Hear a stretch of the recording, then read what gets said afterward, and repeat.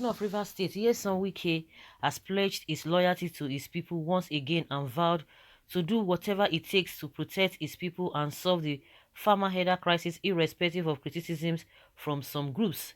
Recall that southern governors had a meeting few days ago in Asaba, Delta State, on how they can keep the South safe, especially by tackling insecurity problems in the South. One of the major crises that they addressed during the meeting was how to resolve the farmer header crisis. During the meeting, the governors decided to place a ban on open grazing across the southern Nigeria in order to resolve the conflict between the host communities and the herdsmen. Some of these herdsmen have been accused of perpetrating different crimes like armed robbery, abduction, rape, and murder in the past, and in order to tackle these challenges, the governors prohibited open grazing across southern Nigeria.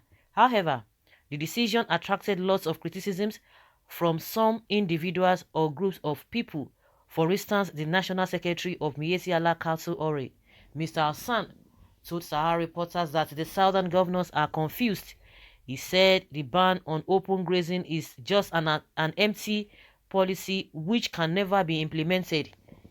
A former executive secretary of the National Health Insurance Scheme, NHIS, Professor Usman Yusuf, also said that the southern governors did not consult with the Fulani before making the law. Governor Wike has reacted to all these criticisms during a civic reception organized in his honor by the Ogoni ethnic nationality of Rivers State in Bori. Governor Wike said he has been in government for some time now and nobody can cow him. He said they know their governments cannot cow me. I will say what I will say and I will do what is right for my people. Nobody will do me anything. I will die the day God says it is my day. Nobody can take my life when it is not time for me to die. He continues that, let me use the opportunity to say, all those who are saying why should southern governors ban grazing, I have taken further steps to fulfill what the southern governors said in Asaba. If anybody wants to die, go and die and hang yourself on electric pole. He said that he has taken a position and there is no going back. Enough is enough. We are not second-class citizens of this country. We also own this country and we must partake in what is happening in the country.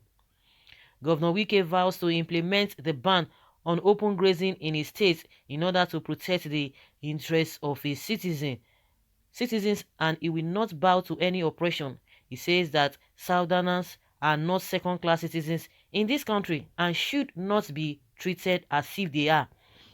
Well, it is not their fault now. Is it not you people that gay? You gave them that opportunity because I don't know where it was signed that all the parastatals, all the power as far as Nigeria is concerned, being given to them, whether there's a written or the document. And like I said, as soon as the southern governors had their meeting and they bring their communique out, and I was like, so these guys, they know what has been happening because exactly what an average Nigerian has been saying on the street. They call it all manner of things, whether it be a pilot talk or whatever. These are the same thing that these guys are now saying they want to do. So you guys know all of this is, and you are looking the other way because of the way you have portrayed yourself.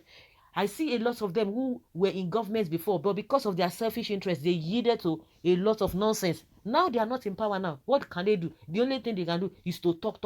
And you can talk because as it is, you don't have any power whatsoever. Why is it that you guys cannot do something that is long-lasting? You always take policies. You always do a lot of things, within your tenure. Because you feel like you want to do you want to satisfy yourself. You people cannot do something that, because it is all about selfishness that is making all of you not to even do things beyond to say generation to come. They always say it with their mouth, for a future generation. It's a lie. They are concerned about themselves because they will tell you that when that time comes, they will take care of themselves. When they get to that bridge, when the future comes, when the unborn children come, they will cross the bridge by themselves. Because really, you see that other countries that are thriving, that are doing well, you see that they are not building people, they are building institutions. And when I see some of these politicians come out, and some people will be dancing around them, oh, this particular person, they will tell you, Tinubu made somebody, he made some people politically. What kind of nonsense are we talking about? Why are we building individuals? Why can't we build institutions? Even if anybody, if not person where they create self, if you come to that place, the constitution, the system will be able to correct the person no matter how the person want to deviate. But what do we have here? No. Yeah, the president's body language. The governor is somehow, you don't have to talk to him like that because he's going to do this. No. When the laws are there, nobody can do anyhow. And that is why it seems, and these are the same thing that the Nigerian people have been saying, the Southerners have been saying, that you guys are slaves. You think Nigerians don't know? Or you think because you always use you guys always use security people to intimidate people, so you think people do not know? Some people might just want to keep quiet because you think that you have everything within your disposal to silence people. Now you are coming to say that enough is enough. Why will it be enough is enough? Why would you people allow this whole thing to fester to this level, to this extent? Somebody will not be telling you that why should you go and hold meeting without consulting them? Would they be? It be their fault. It not be their fault now. Now when they don't sell themselves because of what you want chop. I'm always talking to all of you. How many cars do you want to drive? Tell me. See Obasanjo now. Whether he has money, see Babangida now. How many food can they eat? Even while they were young, the kind of food and the appetite they had then, it's not the same thing because they are old. You will not be able to eat anything. You see? And the worst part of it is that they are all local champions. The kind of image that Nigeria has outside this country is very, very appalling. And it's coming from this thing. If you are talking about the masses, what about the leaders? Do people outside the outside world take you as serious people? Do you people command respect?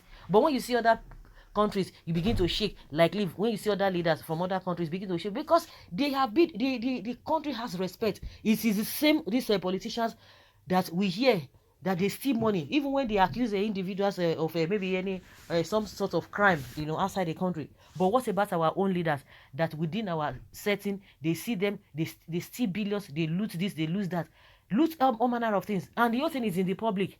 You can try to intimidate, to try to cover it up, try to use a instrumentality of the government or the judiciary to quench it, to say, oh, you are discharged and acquitted. But the real thing is that the whole world is saying you. They cannot come and hold you at your neck to say, oh, it has to be this. Of course, you people can manipulate. So what respect do you people have outside this country? Nothing. Just to amass wealth and all this nonsense constitution that is giving you, all of you, opportunity to get rich overnight. Lawlessness. Even as much as we condemn the other people, all of you contributed to the problem we are having. What do you do in your various states? What do you do in your local government? How do you treat people when it comes to something like this? When they know that the masses are on one side of a particular thing, all of them want to tilt to that. Then you not be saying our people said, our people do this and that. Well, if you people like, before you know it again, go and compromise. If not do anyhow, now go see anyhow, because all of you are beginning to see the handwriting, and you see that you have pushed the people to the wall, and yet now it is time for them to push back. And I think that's why all of you are beginning to learn lesson. Why would they not insult you people? It's because of the way you have portrayed yourselves to them. That's why they have the audacity. When other governors talk, they come to a conclusion of whatever. Did they consult anybody?